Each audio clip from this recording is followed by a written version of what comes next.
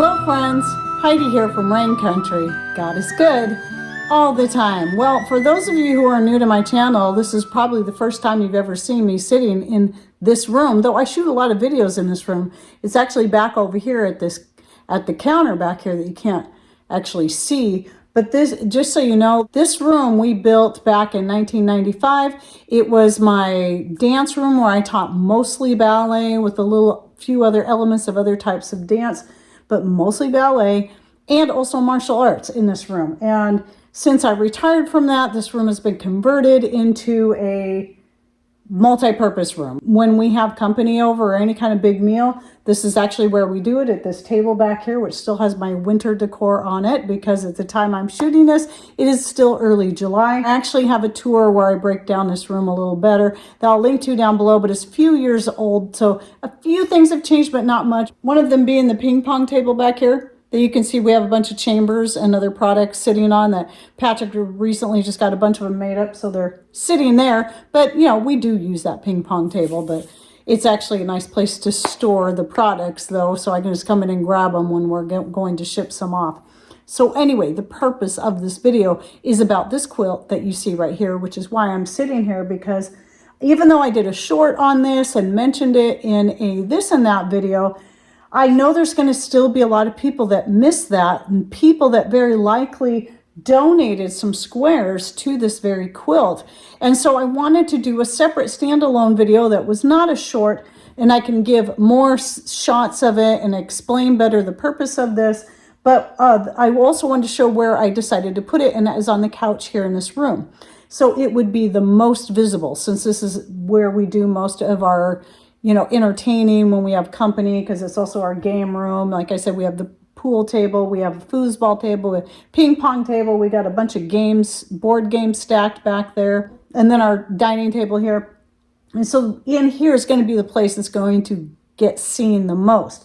And even though you're only seeing not even quite half of it hung over the couch, and it goes from end to end, the other side of it, because the couch, there's space in between there, the other side of it gets very well seen as well. And I wanted it in a place where everybody could admire it. And our friends have been over since I put it in here and I had it finished, and they were very much admiring this quilt and all the beautiful details that went into it.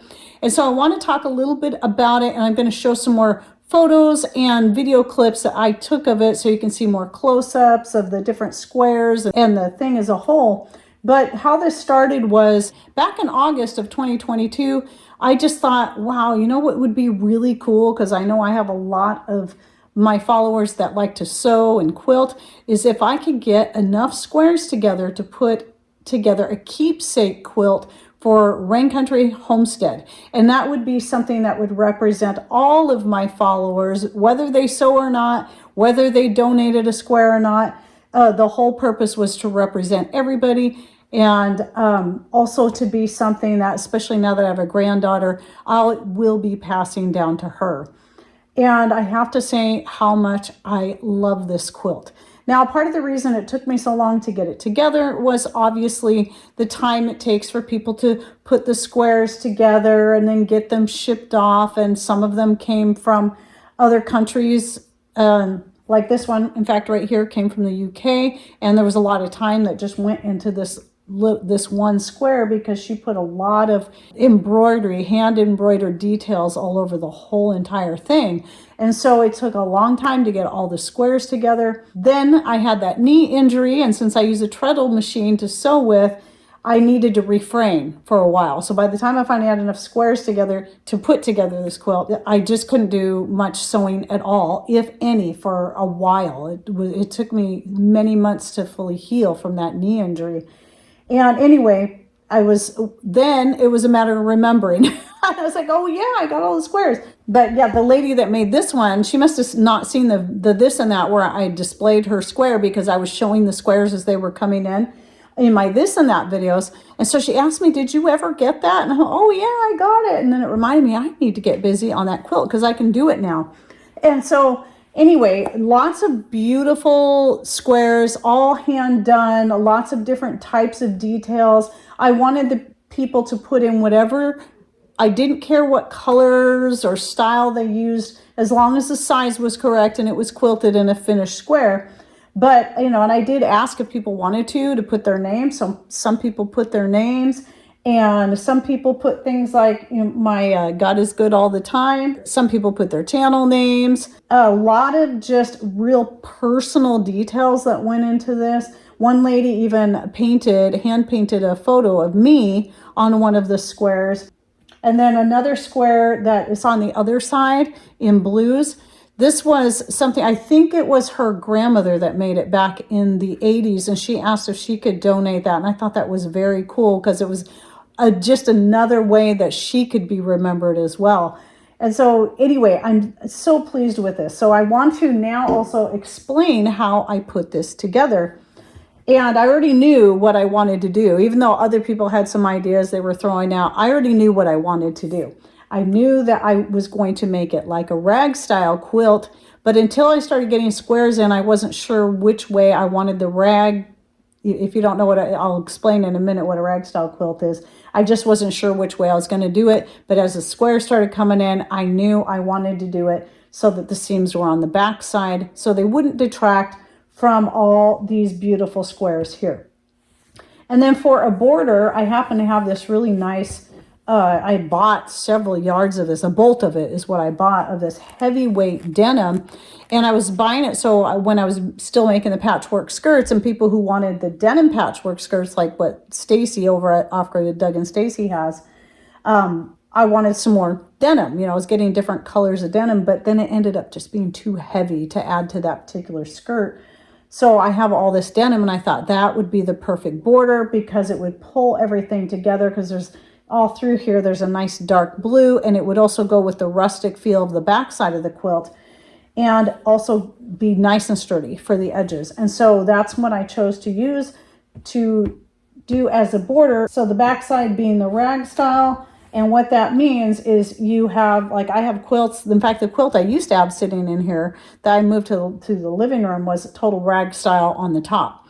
And it's just a real rustic way. I'll show a picture of that one here. That's my favorite rag style quilt that I've made.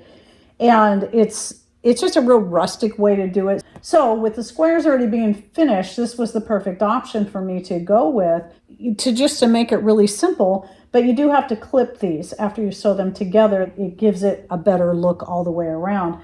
And so anyway, here's some more images of the back. And also to add my own little touch, on the back side, I did sew a little denim heart that I'd cut out and then clip the edges so it would give it that rustic feel, to match the rustic feel of the backside, and then pull that denim into the whole look. Now the cool thing about a lot of these squares, like this one and a bunch of others, is, and you'll see in the images of the backside, they had a pattern, a quilted pattern on each side. So instead of just a solid fabric back, there was another whole quilted design on that square. And so with some of these, it was kind of hard to choose. Okay, which side do I want facing up? Anyone that had a name just only on one side, I put it on the top. And I have to say, this was a very, very fun project. And it's something I'm going to admire for the rest of my life, and then be able to hand down to my granddaughter. So not only can she have something to remember grandma by, since I had my own work that I did in this, not only because of my channel, but because of the sewing and putting it together, but something that represents something I did as far as my channel and teaching and reaching people all over the world. And I thought that would be a really cool thing to hand down to her, because I've already made quilts and Afghans for both of my grandsons, and I've made an Afghan for Rowan, but I didn't make her a quilt yet. Now I'll have this one to hand down to her. And so I'm really excited about being able to do that, but also being able to admire it for as long as possible. So anyway, this is why I chose this area, because I figure in here it's going to get the most visibility. If I was to put it in my living room, not that we never entertain in there, it's just a lot smaller than this big room. And so when we have more than a couple of people over, it's in here that we do all our entertaining, but the whole quilt gets to be seen from whatever side they're on. And I wanted to make sure that was the case. Again, if you'd like to see more on this room, and I think I have a few pictures of what it looked like as a dance/martial arts room before Patrick built my little room right back there. That's where I store a lot of my yarn and fabrics for sewing. And then just to this side is my sewing corner, and my hair cutting corner is back over there. It is definitely a multi-purpose room. But yes, it used to be this big, huge empty room. And now it gets used in so many other ways. And I love that. So anyway, yes, I'll be linking to that video down below. And I do want to say thank you again to everyone who contributed to this quilt, and just all your beautiful work and talent, and especially all the very personal touches each one of you put into these, because I kind of felt selfish asking if people would be willing to do this. But I'm really glad I did. And I'm really grateful for everyone who participated. And remember, this represents all of you, even if you don't sew, even if you didn't contribute. Again, this is a representation of all of you lovely people out there. So thanks so much, everyone, all of you, for being such great followers, supporters, to be encouraging and generous, and giving me your time by watching this video and more. And just remember, your likes and your comments, those are all interactions, your views, and those help my channel. And I really appreciate all that. And if you share my videos to your different social media platforms as well, or to family members you think would appreciate some of this stuff, I appreciate that too. So just don't ever feel like just because you didn't do one specific thing or whatever, that you're not appreciated. You are all appreciated. So thanks for watching. Take care, and God bless.